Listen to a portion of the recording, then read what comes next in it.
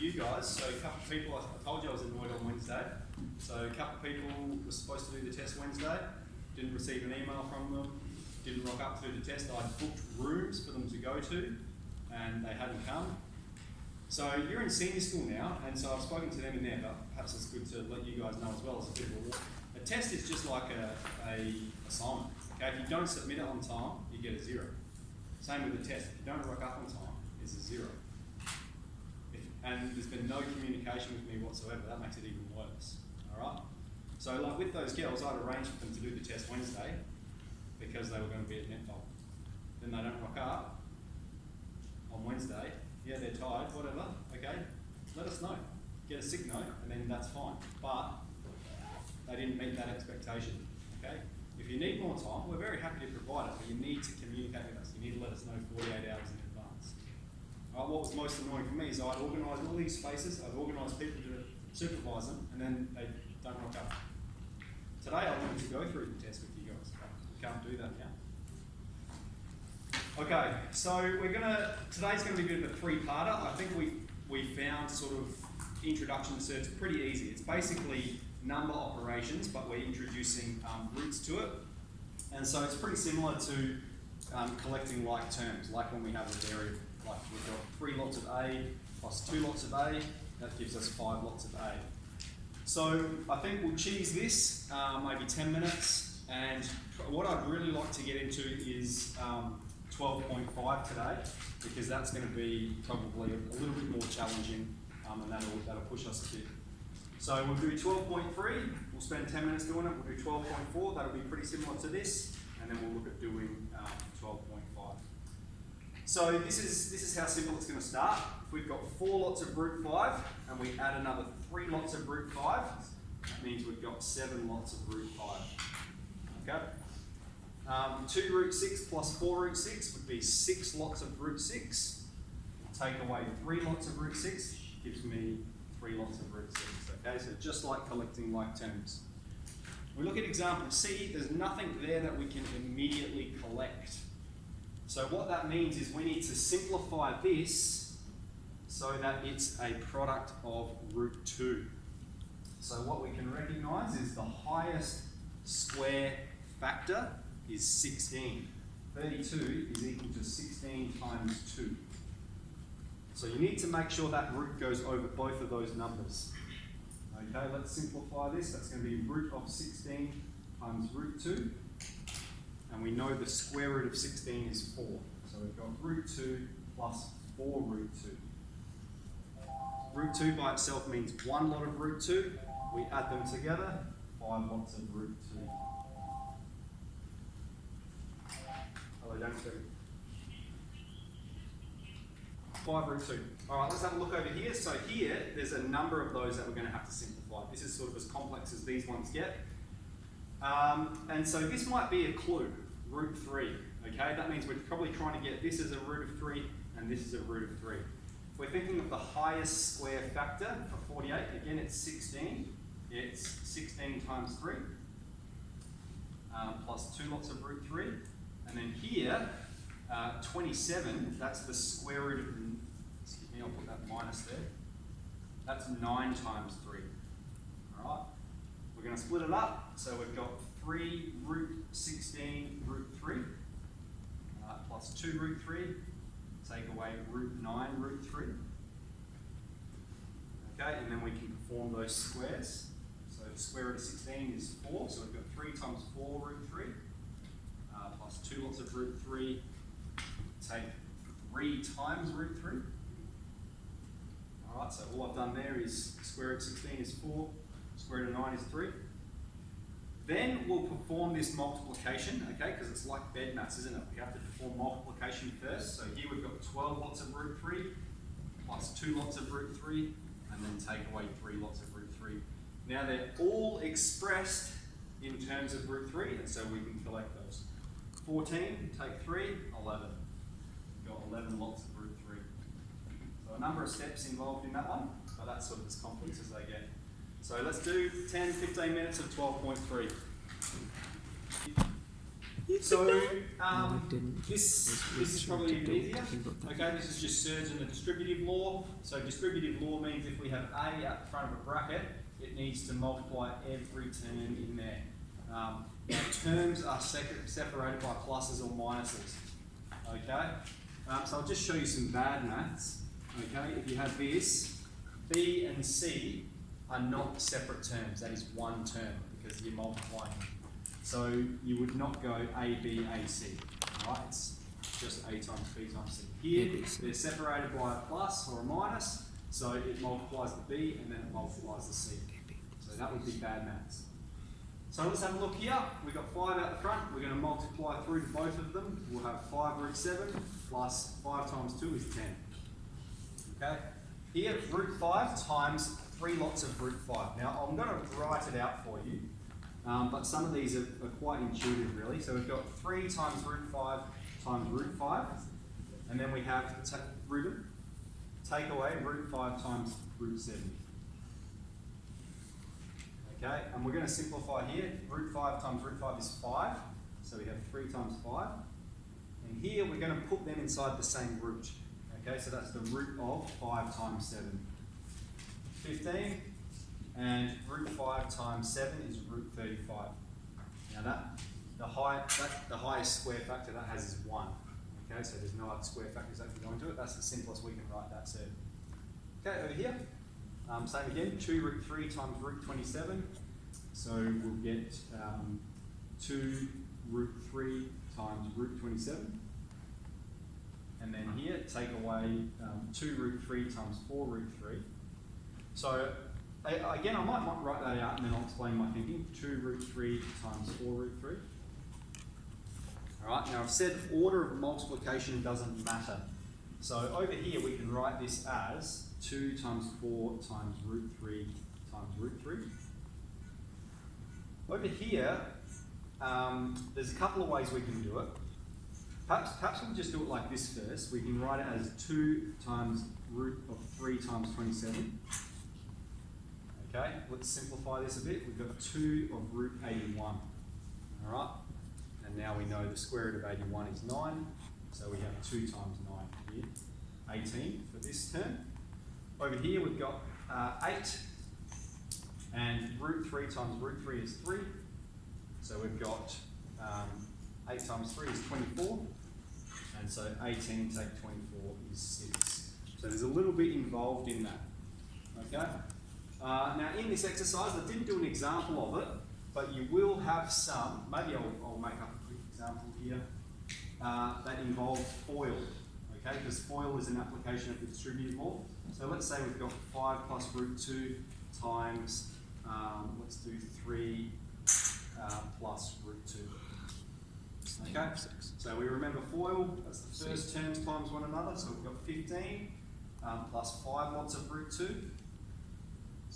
2 plus root 2 times 3, so that's going to be 3 lots of root 2, and then plus root 2 times root 2 is 2, sorry. And then we can collect like terms. Here we've got 5 lots of root 2, here we've got 3 lots of root 2, so that's going to give us 8 root 2 plus 2. Okay, so you will have them just start off like this, and then they will work up into FOIL. All right, maybe another 10-15 minutes on that. Tess? Are you allowed to plus those? Oh, 7, yeah, excellent. So we can collect more terms here. So thank you. Confused. 15 and 2 are like terms, so we've got to write it in simplest form. Good pickup. 17 plus 8 root 2. That happen anywhere else?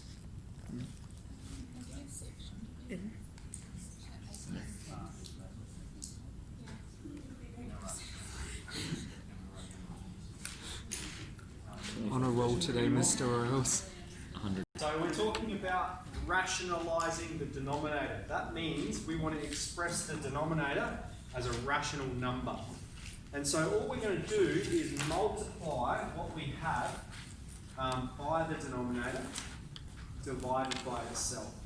Okay, because root 5 divided by root 5 is 1.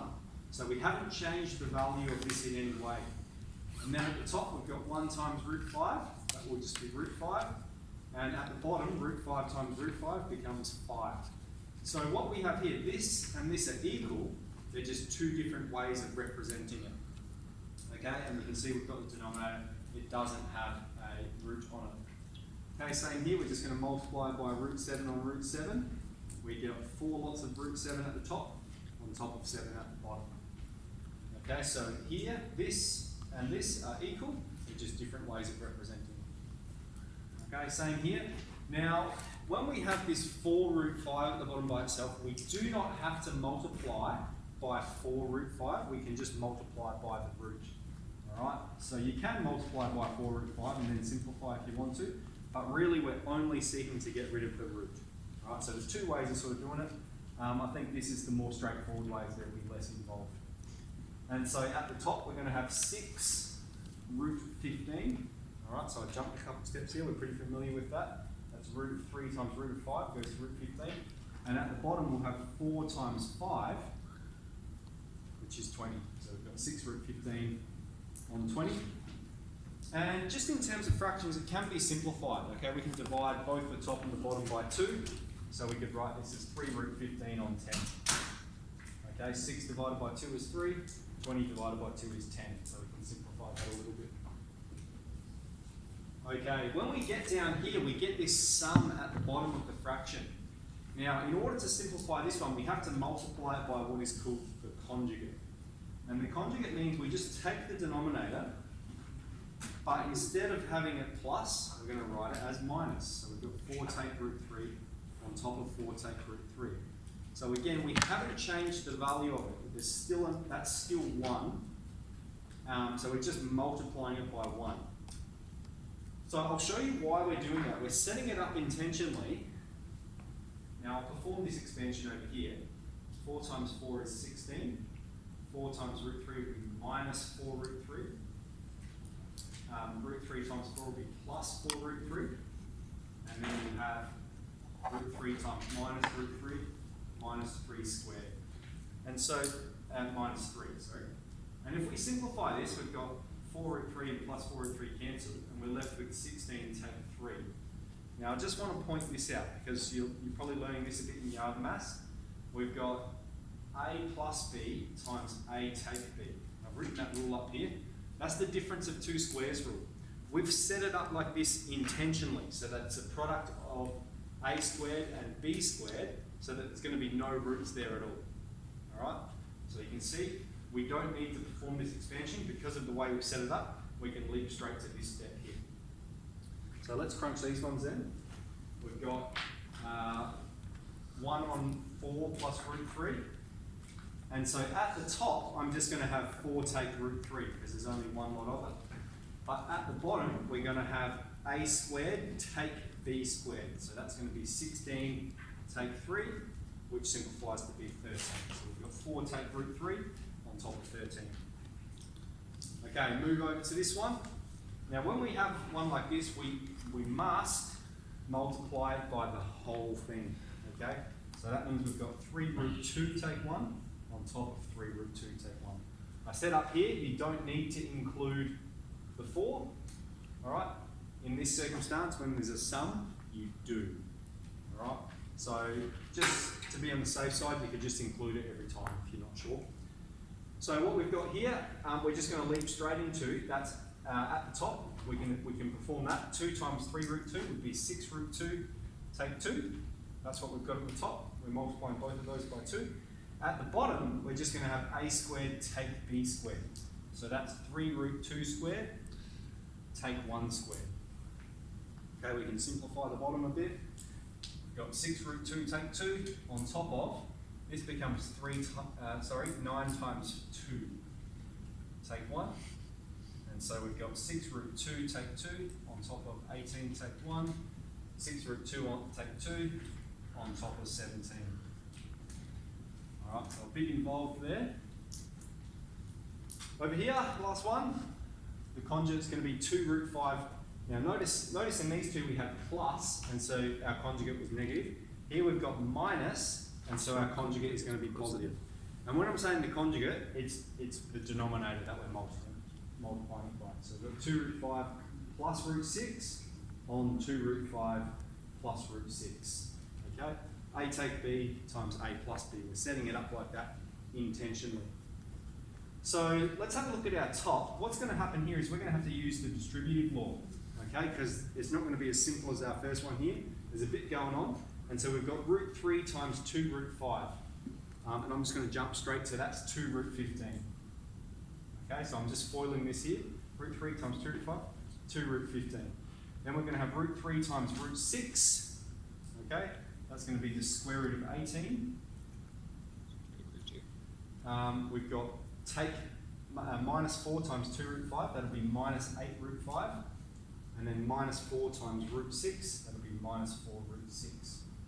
Okay, so we've expanded the top. Now we're looking at the denominator, and we've set it up so that it's A plus B times A take B. So it's going to be 2 root 5 squared, taken away 6 squared. Okay, A squared take B squared. Now, there's one thing we can simplify at the top, okay, and that's 18. We can write that as 9 times 2. So we'll do that one. Other than that, the top's going to stay the same. That's going to be root 18 goes to 3 root 2. 8 root 5, take 4 root 6. Okay, on top of, at the bottom here, we're going to have 2 squared is 4. We're going to have 4 times 5, and then we've got take 36. So our final answer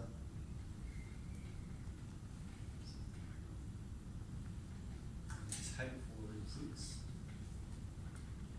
At the bottom, we've got 20, take 36, minus 16. 20 take 6. 20 take 36? It'll be 20 take 6 because it's root 6. B is root 6. Oh, thank you. Yeah. Yeah. So- Good point. Take 6, and so 20 take 6, 14. So, they're starting to get a bit more challenging, okay, but we're just introducing you to that idea. We're not changing the value of it in any way. We're multiplying it by 1, and then you just need to crunch whatever pops up. Any questions about any of that? Cool. So, yeah, mate? Oh, yeah. So no questions.